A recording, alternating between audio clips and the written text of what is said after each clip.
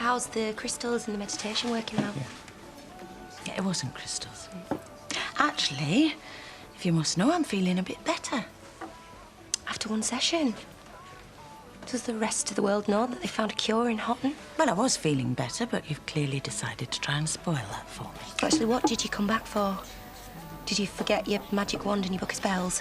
I know you think you've got all the answers, and that I'm literally incapable of thinking straight, but I am still your mum. And a bit of respect shouldn't be too much to ask. Oh, come on, sweetie, no. No, you don't. No, you don't. I'm perfectly capable of settling her. How long? Jenny. No, I'm serious. If this is the way it's going to be, then maybe Molly should get used to not having her around. But you don't mean that. You know, actually, I think I do.